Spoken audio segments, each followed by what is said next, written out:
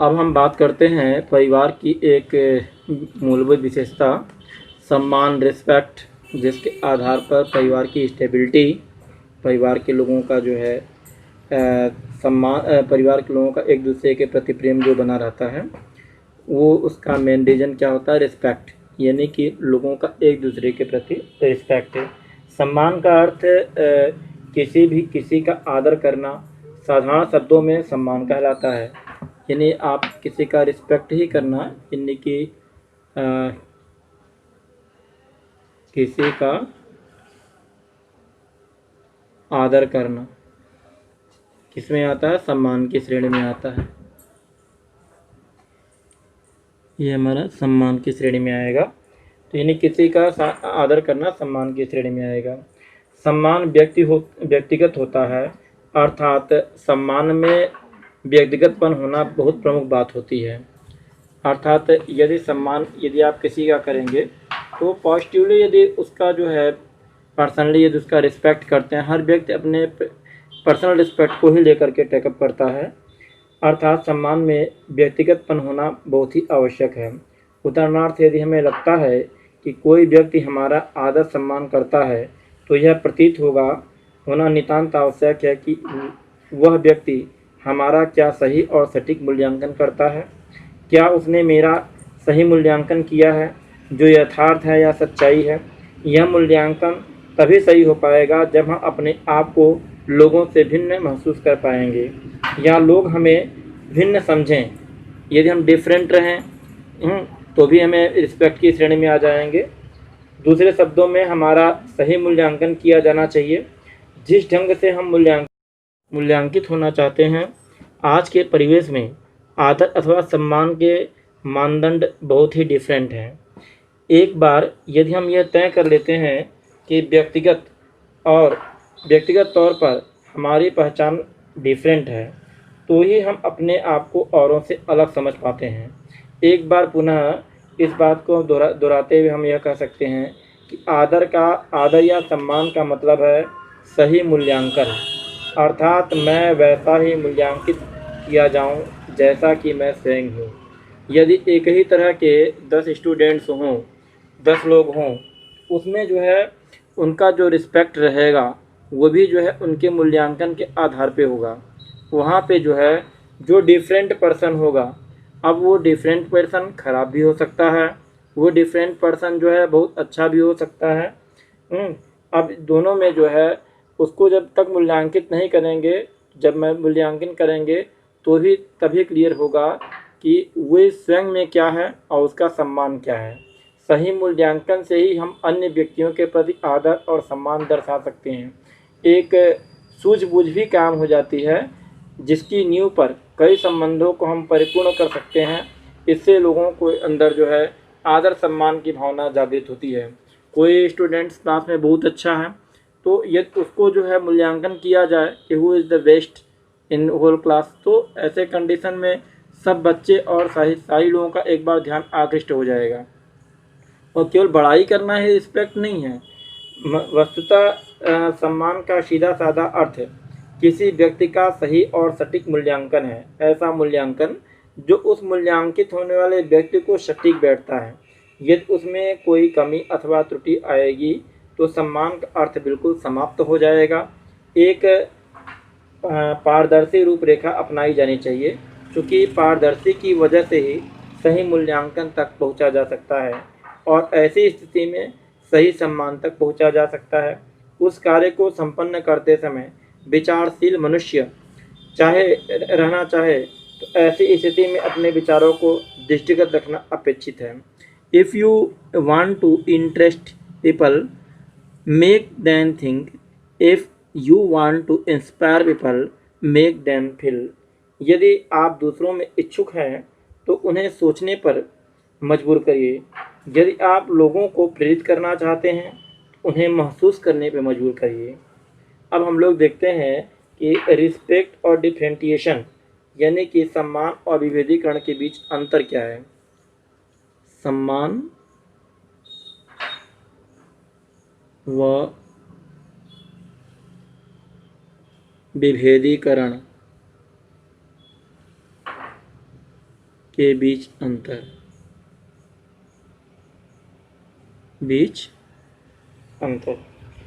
आदर एक, अब इसमें आदर एक सही और सटीक मूल्यांकन है। आदर के सही मूल्यांकन से सम्मान स्थापित होता है और इसके भीतर संबंधों को पूरा करने की शक्ति मौजूद रहती है। यह लोगों के बीच आदर सम्मान को सृजित करता है। दूसरी ओर विभेदीकरण में आदर की सूझबूझ में कमी होती है। अब यहाँ पे क्या है, रिस्पेक्ट, सम्मान, ये जो है एक सही और सटीक मूल्यांकन है। और यहाँ पर विभेदीकरण क्या है, विभेदीकरण में जो रिस्पेक्ट होता है उसकी सूझबूझ में कमी रहती है। हम कई बार लोगों के शरीर, धन, संपत्ति के आधार पर डिफ्रेंटिएशन करते हैं, अर्थात शरीर के आधार पर भेदभाव करते हैं। हम ये भूल जाते हैं कि महिला पुरुष पीढ़ी के बीच अंतराल, जातिगत संघर्ष, सांप्रदायिक हिंसा, रंग भेद, धर्म, वर्ग संघर्ष आदि का विभेदीकरण ले सकते हैं। दूसरे शब्दों में हम यह कह सकते हैं कि लिंग भेद, जात, आयु, शारीरिक क्षमता के आधार पर विभेदीकरण दिखाई पड़ता है। पहले हम लोग देखते हैं कि महिला पुरुष के आधार पर, अर्थात लिंग भेद के आधार पर विभेदीकरण। पहला क्या रहेगा, लिंग भेद, यानी महिला पुरुष के आधार पर। महिलाओं के अधिकारी, समानता और नौकरियों में एक समानता के आधार पर विभेदीकरण। दूसरा, यदि हम कास्टिज्म को लेते हैं तो जात के आधार पर विभेदीकरण प्रकट होता रहा है। लोग असुरक्षा की भावना महसूस करते हैं। यह आदर और सम्मान के विपरीत प्रदर्शित होता है। जात के आधार पर देखेंगे, अब यहाँ पर चूँकि आजकल जो है जातिगत शब्द यूज भी नहीं करना चाहिए, फिलहाल इसके आधार पर ही फिलहाल विभेदीकरण हो सकता है। आयु के आधार पर हम देखते हैं कि बच्चों के लिए एक समान अधिकारों तथा समानता उन बुजुर्गों के लिए भी आयु के आधार पर विभेदीकरण के अंग हैं। यानी कि नेक्स्ट है हमारा, ये फर्स्ट हुआ, ये सेकंड, थर्ड हमारा हुआ एज। एज में क्या है कि एक छोटे बच्चे और एक एक्सपीरियंस होल्डर, एक बुजुर्ग के प्रति सम्मान देखिए। इसके आधार पर दोनों के रिस्पेक्ट में हम विभेदीकरण देख पाते हैं। अब यहाँ पे 4 में हम लोग वेल्थ, धन के आधार पर देखते हैं। धन के आधार पर विभेदीकरण, एक गरीब परिवार को देखिए और एक धनी परिवार को देखिए। जो धनी परिवार है, जिसके यहाँ धन अधिक है, उनका रहन सहन और एक गरीब परिवार का रहन सहन, जब ऐसा आप देखोगे तो समाज उनके रिस्पेक्ट जब देखना चाहोगे तो स्वतः ही आपको समाज में दिखाई पड़ेगा कि इनके रिस्पेक्ट में क्या विभेदीकरण है, क्या डिफरेंटिएशन है। नेक्स्ट है आपका पद के आधार पर, यानी कि आपका किस तरह का पद है। अब पद में कोई ज़रूरी नहीं कि जो है कोई अधिकारी हो, कोई कर्मचारी हो, एक तो उस आधार पे हो गया, और घर में भी कोई जैसे बाबा हुआ है, छोटा भाई हुआ, बड़ा भाई हुआ, तो ये भी एक पद ही है। तो उच्च पदों पर कार्यरत, अब हम लोग चूँकि ऑफिशियली हम बता दे रहे हैं, ऐसे तो आप घर में देखते ही हो, उच्च पदों पर कार्यरत और निम्न पदों पर कार्यरत लोगों के बीच जनरली भेदभाव व्याप्त रहता है। यह कई बार उसके डिप्रेशन का भी आधार बन जाता है। यानी कि यदि छोटा अधिकारी का जो है बड़ा अधिकारी शोषण करना शुरू कर देता है, तो अधिकारी के अंदर, छोटे अधिकारी के अंदर जो है एक डिप्रेशन की पोजीशन आ जाती है, एक डिप्रेशन की कंडीशन प्रेरित हो जाती है। अब नेक्स्ट है हमारा 6, वाद के कारण। ठीक है, अब वाद में क्या हुआ, तो आतंकवाद है, यानी कि आतंकवाद भी जो है विभेदीकरण का एक प्रमुख कारण है। अब किसी भी पंथ के आधार पे, यानी हम लोग धर्म के, रिलीजन को भी टेकअप कर सकते हैं। ठीक है, कई धर्म और पंथ इस समय कार्यरत हैं तथा प्रत्येक पंथ भी विभेदीकरण का आधार बनता है। अन्य शब्दों में हम यह कह सकते हैं कि आदर सम्मान को प्रभावित करने के लिए कई आधार हैं। यह दर्शाया गया है कि विभेदीकरण इस प्रकार से जो है लोगों को निम्नलिखित रूप में हो सकता है।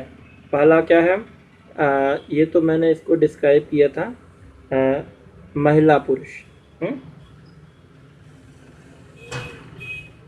Male female, based on male female. दूसरा जनरेशन, बेस्ड ऑन जनरेशन, पीढ़ी के आधार पे। तीसरा हम कह सकते हैं जो सांप्रदायिक हिंसा है,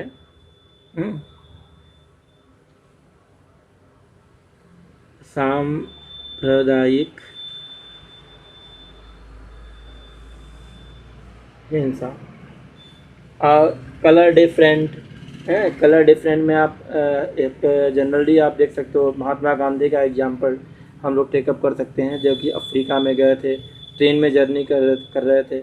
उस समय गोरे और कालों का बहुत विभेद हुआ करता था। तो ये हम लोग कह सकते हैं कलर।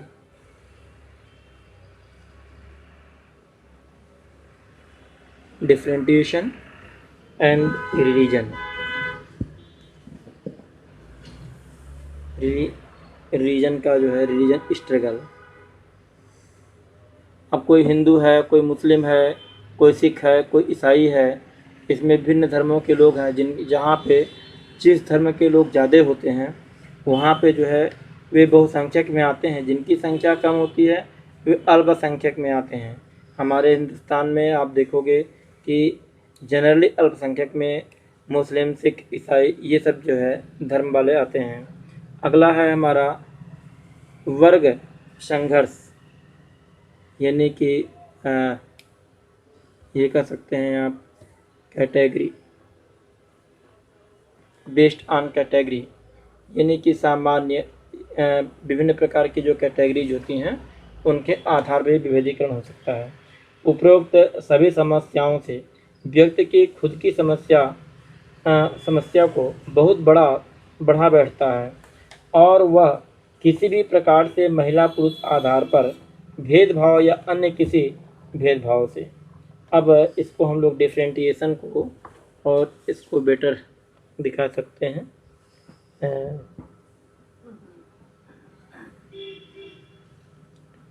डिफरेंटिएशन यानी विभेदीकरण है, विभेदीकरण।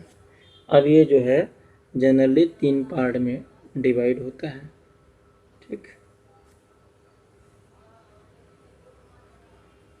एक क्या है, शरीर, हमारा क्या है, बॉडी, शरीर। दूसरा क्या है, शारीरिक सुविधाएं। शरीर हुआ तो शारीरिक सुविधा सभी देखेंगे, शारीरिक सुविधाएं। और तीसरा क्या है, ट्रस्ट, विश्वास। अब जो है इसके 4 पहलू होंगे। जो हमारा शरीर है इसके हमने 4 पहलू, ये जो है 1 2 3 4। ये पहला क्या होगा हमारा, महिला पुरुष है, सेक्स, मेल फीमेल।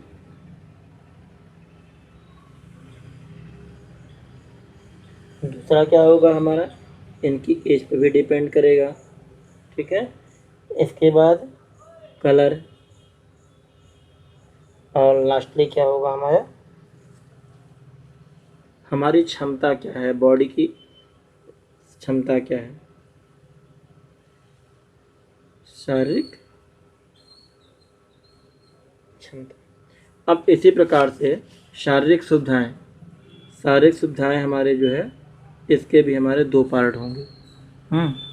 एक जो है धन होगा, भाई इसी से न सुविधा बढ़ेगी, और दूसरा पद।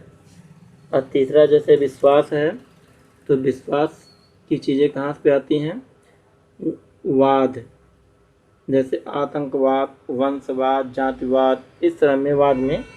और दूसरा क्या हुआ, पंथ, यानी जहाँ पे रिलीजन की बात आती है। अब उपरोक्त रेखा चित्र में हमने जो है विभेदीकरण को हमने ये दर्शाया है, एक बार इसे ये विभेदीकरण को पूरा दर्शाया गया है, ठीक है। अब हम देखते हैं भौतिक सुविधाओं के आधार पर विभेदीकरण। भौतिक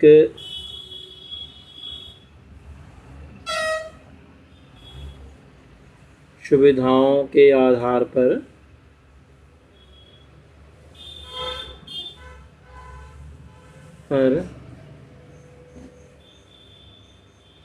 विभेदीकरण ना, यानी differentiation based on physical facilities. अमीर और गरीब की खाई का अंतराल आज के समय आप देखोगे बढ़ता जा रहा है, और अमीर गरीब से नफरत करते हैं। और इसी कारण यदि कोई ज़रूरी नहीं कि सभी अमीर एक ही जैसे हों, मतलब ये प्रायः बात कही जा रही है आपको। और इसी प्रकार गरीब भी अमीर से नफरत करते हैं। गरीबों के मन में भी रहता है कि भाई अगले पास वेल्थ है, ये है वो है, हमें क्यों वो करेगा न।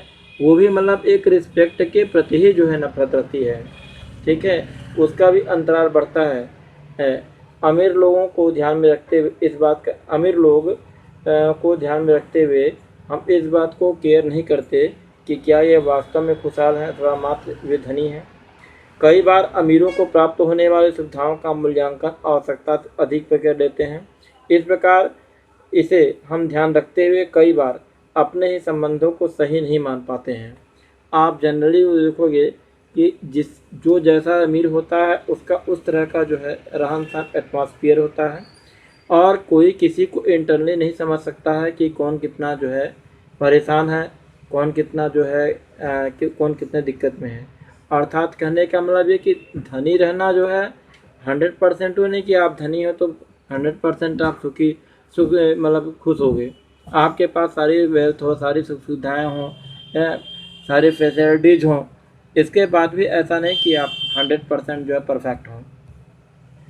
अब इसमें देखिए, इसमें जैसे आप एक हम पद ले लेते हैं, ठीक है, जैसा कि ऊपर ही मैंने बताया था कि भौतिक सुविधाओं के लिए धन और पद हमने दिखाया है इसमें। तो कुर्सी की आप एक कहावत सुने होंगे, कुर्सी को सलाम, सुना है ना। इसका अर्थ ये हुआ कि व्यक्ति के पद को आदर दिया जाता है। ध्यान दीजिएगा, यदि कोई बड़ा मंत्री या किसी डायरेक्टर या कोई अच्छे पद पे है तो वे उसके पद को सम्मान मिल रहा है, न कि व्यक्ति विशेष को। पद को आदर दिया जाता है। कई बार हम ये आकलन भी गलत कर लेते हैं और व्यक्ति के साथ उत्कृष्टता के अनुरूप उस पद को कम आंकते हैं। कई बार इसका विपरीत भी असर होता है, अर्थात व्यक्ति इतना उत्कृष्ट नहीं होता, अपितु उसका पद ज़्यादा उत्कृष्ट होता है। हमारा शिक्षा तंत्र इस प्रकार का है कि हम पढ़ लिख कर केवल नौकरी प्राप्त करने के लिए विद्या ग्रहण करते हैं। इसी से भविष्य में आदर सम्मान मिल पाता है। दूसरा है, हमने इसमें दिखाया था वाद। देखिए इसमें पंथ और वाद मैंने दिखाया है ना। अगला है वाद। वाद की कल्पना करते हैं। वाद भी इस प्रक्रिया में महत्वपूर्ण भूमिका अदा करते हैं। ऐसी कोई भी प्रणाली जिसे प्रक्रिया में अपनाया जाता है वाद कहलाता है। पूर्णतः पूंजीवाद, समाजवाद, आतंकवाद, पूंजीवाद को अपनाने वाले पूंजीवाद कहलाते हैं, समाजवाद को अपनाने वाले समाजवादी कहलाते हैं, आतंक के जो पर्याय हैं आतंकवादी कहलाते हैं, है ना। इस प्रकार से इत्यादि जो है वे इस प्रकार के विश्वास हैं, इनके स्तरों में कोई सर्टिनिटी नहीं होती है, इसलिए विभेदीकरण के कारण बनते हैं। अगला है हमारा पंथ। मतलब फिजिकल फैसिलिटीज़ हैं ये स्पेशली। पंथ की भूमिका भी जो है बहुत ही महत्वपूर्ण होती है। एक जैसी विचारधारा या शैली को अपनाने वाले लोग एक पंथ के अनुयायी होते हैं और वे सदैव एक परंपरा, एक अगुवाई को ही अपना धर्म मानते हैं। यही सम्मान, आदर तथा अनादर का आधार बनता है। तो अब आप देखोगे कि जैसे सिख हुए, ईसाई हुए, सभी अपने धर्म को जो है ज़्यादा वो मानते हैं, मतलब जो जिस धर्म का है उसको ज़्यादा वो करता है। तो इस प्रकार से आप देखोगे कि उपरोक्त को दृष्टिगत रखते हुए विभेदीकरण के मुख्य कारणों का हमने विश्लेषण किया है। अब हम लोग देखते हैं कि संबंधों के अन्य प्रमुख मूल्य क्या हैं, यानी कि संबंधों में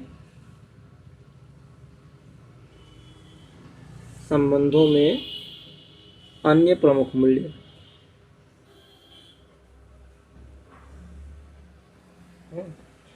हम एक दूसरे के साथ मानवीय संबंधों में बरकरार रखने के लिए हमारे कुछ प्रमुख तुल्य ऐसे मूल्य हैं जो हमारे लिए सहायक सिद्ध होते हैं, अब जैसे कि हमने परिवार की विशेषताओं में बताया था, हमने बताया था कि करीब 8-9 विशेषताएं मैंने बताया था। जैसे था कि विश्वास, है ना, रिस्पेक्ट था, सम्मान, मार्गदर्शन था, है कि नहीं, मार्गदर्शन, और क्या था, कृतज्ञता था, है? प्रेम था, ममता थी, प्राउडनेस था, ठीक है, और श्रद्धा था, स्नेह था, है? ये सब चीज़ कल के वीडियो में मैंने बताया था आपको। श्रद्धा एवं स्नेह हम कह सकते हैं, ठीक है। ये 8-9 जो पारिवारिक विशेषताएं हैं, ये जो है हमारे संबंधों में के अन्य प्रमुख मूल्य के रूप में काउंट होते हैं। इन सभी की सहायता से सभी स्थानों, चाहे घर, परिवार हो अथवा समाज हो, एक सामंजस्य स्थापित करने में मदद मिलती है।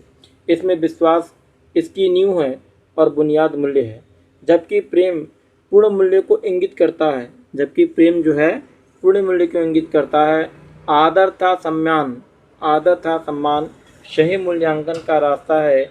इसी माध्यम से हम अपने मूल्यांकन को जान सकते हैं। यद्यपि कई परिस्थितियों में ओवर एवोल्यूशन हो जाता है, यानी अधिक मूल्यांकन होता है। कहीं पे जो है अंडर इवोल्यूशन यानी अल्प मूल्यांकन होता है। इसे अनादर की श्रेणी की ओर ले जाता है। संक्षेप में हम ये कह सकते हैं कि संबंधों में अन्य प्रमुख मूल्य जैसे कि विश्वास हो गया, रिस्पेक्ट हो गया, प्रेम हुआ इत्यादि ये महत्वपूर्ण स्थान रखते हैं। अर्थात ये ट्रस्ट हो गया, रिस्पेक्ट हुआ और लव हुआ, यानी किसी परिवार को आपसी सामंजस्य को बनाए रखने के लिए उसमें जो है उसके लिए जो है हमें जो है ये 3 मूलभूत चीज़ें हैं। एक हमें क्या है, ट्रस्ट, रिस्पेक्ट एंड लव, ठीक है। ये इसका मेन बेस है।